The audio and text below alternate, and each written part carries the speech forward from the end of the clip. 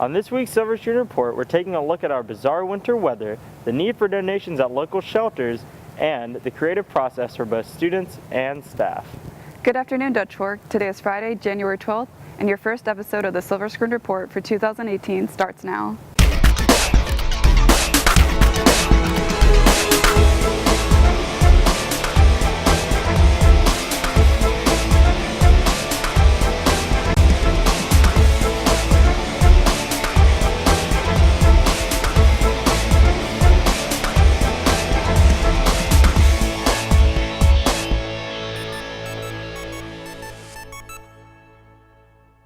After winter break, students and staff return to some familiar faces in new roles, and two new faculty members too. Todd Whittington takes a look at what has changed. Entering 2018, the Dutch Fork High School staff has seen some changes.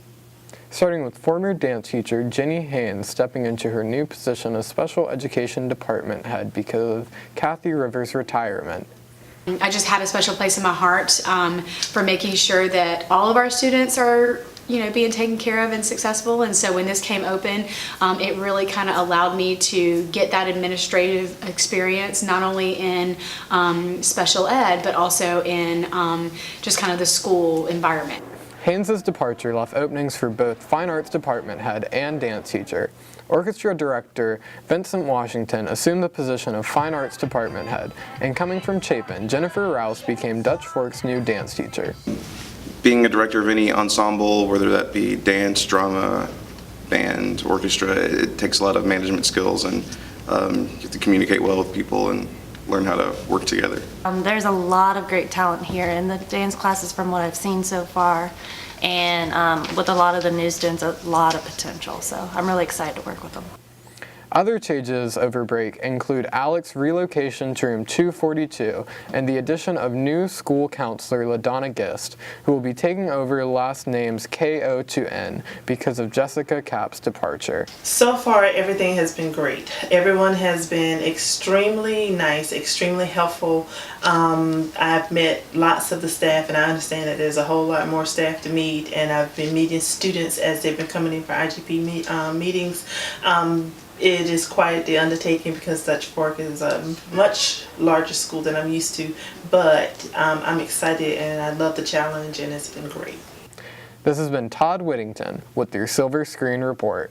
Last week, the morning started off with below freezing temperatures, but yesterday began in the 60s.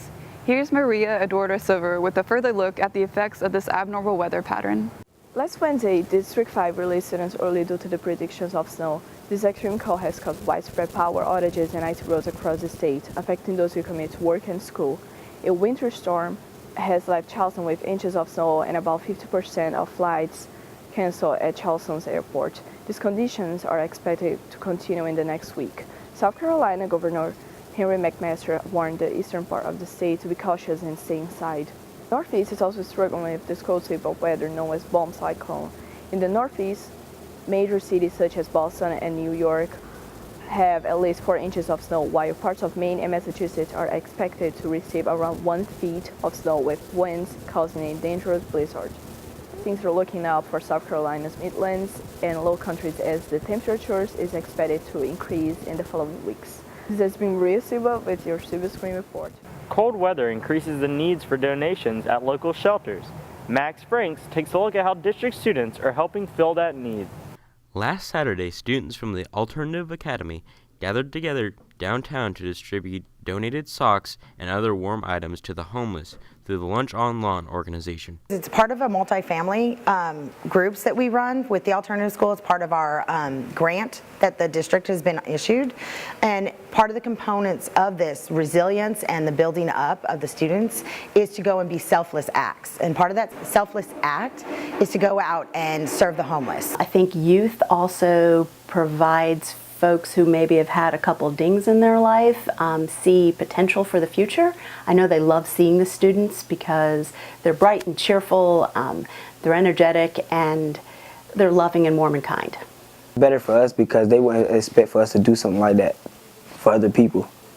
They expect themselves to do it instead of us. So it's like, bring a smile to their faces. Giving to the homeless is especially important right now due to the current weather conditions. It's cold. And we take it for granted. I get up in the morning and I go, which pair of socks do I want to wear today? Which matches my outfit? But there are some folks who having a pair of socks or 2 pairs of socks, if you want to layer them up, that's a hardship, trying to have enough socks. So with socks being such a basic need, and hats and food and all the basic needs, we kind of focused on socks this time. In the past, we've collected blankets and or hats or toiletry bags, but this time of year it's really hard to not have warm socks. Most deaths happen in the wintertime because there is the lack of natural vegetations, because sometimes the homeless can get vegetation off of fruit trees, the nuts that fall down. During the winter, there is none. It's kind of like the animals, they hibernate, except the homeless, they don't have a place to hibernate. They hibernate in the winter, the elements, and the elements are the first killer. Sleep, you go to sleep, you freeze to death. So, and there's no places for them. There are many shelters around the Columbia area that help people in need, making it easier to get involved. There are lots of ways to serve the community, and it's really, in giving, it helps you feel better about all the things and grateful for the things that you do have. Some of them have mental disease. They have disabilities that prevent them from working. They can't afford homes, but they can work. And they just need somebody to care. And that's really the biggest uplifting thing when a youth participates. This has been Max Franks with your Silver Screen Report.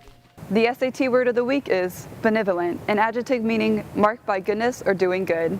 Different styles of writing propose different ways of thinking. Mia Perry digs into the minds of Dutch Fork's creative writers. The creative writers of Dutch Fork are all one of a kind, as each mind works uniquely in order to create original stories, and each student has a different process. I just pull up a dictionary, I cut it up into a bunch of pieces, and then after mailing people I stalk, then I just throw it on a piece of paper, and then whatever sticks I use. I think of an idea and put words down and then keep rewriting it. I just think about what things I can do differently from regular English class, so I try to think outside the box and almost like I'm an author naturally. Well, what I do is I just close my mind off of everything else, and then my ideas just come in my mind. Writer's block is when a writer hits a point at which they run out of ideas, and each student has a different way of coping. I usually just watch a show and cry for a day. I usually sit and reread my story, and then I could probably sometimes get the idea back in my head. Sometimes I might think about what things I like to do on my own when I'm at home or doing things like that, and I just let those things drive me to where I need to be. Creativity comes with individual ways of getting inspiration in the life of a creative writer. Most of my inspiration comes from my imagination, things that happen around me. You know when you find a dead bird on the side of the road, and he's dead. He's still flapping, but he's dead for the most part. And you have to run him over, and you put him in your, truck bed, you have dinner for the night. Yeah, comic books. I just like to write. I don't know, I just like to write. So it's just naturally for me. Shows I watch and people in real life and experiences I've had. Although most students write for fun, there are other reasons why they began to write in the first place. I really write as a way to punish others, to try and force my stupid, triteful stories down their throats. It's pretty fun. I write for fun and for the skill, so writing's good. I do it mostly for fun, but sometimes I can't express some things that I feel that I'm too nervous to say. I write because it's comforting for me. Whenever I get to sit down, read a book, write, draw, whatever, I just don't feel like anything can go wrong. This has been Mia Perry with your Silver Screen Report. For this week's Kids in the Hall, we asked students about what they do to be creative.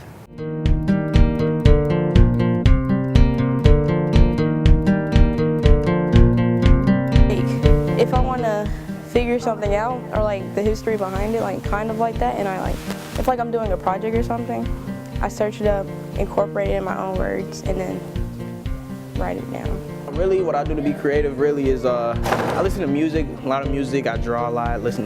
I watch a lot of anime, because it really just brings out a lot of things. I'm really just open-minded. Watch a lot of TV shows, listen to a lot of new music, just a little bit of everything. I love old school music, like it could be pop, R&B, like soft jazz, stuff like that. Like way back in the 1930s. Like to like bop around songs in my head, meaning I'll just think about like the song that was on the radio or like some oldies from like the 50s. Or I like to think about other people's lives and how they might live their day-to-day life. It's kind of like fun to like take a step away from my life and think about other people, kind of like to take my mind and go into my zone and just be like, all right, it's not all about you. Or if I'm by myself at home, like in my room, I got nothing to do, I'll just like write about how I'm feeling or like little poetry, you know, lines that I don't have to talk about with anybody. So it's kind of like self-meditation. Students are not the only ones with a creative mindset. Kylie Fine takes a look at the various artworks of English teacher Betsy Hirsch. From sketching to painting, English teacher Betsy Hirsch says art is one of her favorite hobbies. Ms. Hirsch is very bubbly, she has a lot of personality, she's very lively, she's very fun and funny, and she's just a creative, fun person to be around. She's a very nice, like energetic person, she's always willing to help. Hirsch has been creating art since childhood. When I was a kid, I loved to paint and draw and all that. It's mainly a hobby. I don't do it, I mean, I'll take money for it, but I don't do it for the money. She's done several paintings and murals, and that the English department is pushing for her to do a mural in our lounge because she's very talented. A lot of different people. I've done murals and portraits, people who will ask me to paint a portrait of their child, and I've done that a couple times, and I really enjoy doing that a great deal. Creating art is a therapeutic experience for everyone, Hirsch says. If you enjoy it and you keep at it, it's something that can be great fulfillment for you. It's very enjoyable. This has been Kylie Fine with your Silver Screen Report. And now for some announcements. The Alive at 25 will hold a makeup class next Wednesday from 4 until 8:30 p.m. in room 230. Remember, you need to have taken the Alive at 25 class to get a Dutch Fork parking pass. The Dutch Fork Special Needs Community will host its annual 5K Saturday, January 27th in the football stadium. Go see strictlyrunning.com to register. See the scrolling announcements for more information. Now here's Bailey with more. Thanks, Maddie. Come debate world issues at Model UN. The club meets in room 227 on the 1st and 3rd Wednesdays and 2nd and 4th Mondays each month. Meetings are from 3:50 to 4:50 p.m. The Fellowship of Christian Athletes meets every Thursday morning from 7:30 to 8:10 in room 307. You do not have to be an athlete to attend. Remember, there will be no school on Monday in observance of Martin Luther King Jr. Day. Tuesday will be a B-Day, and we'll begin with exams and semester classes during 5B and 7B. Semester class exams continue through next Friday. Because of exams, there will not be a delayed opening next Wednesday. Thanks for watching. We'll see you next week.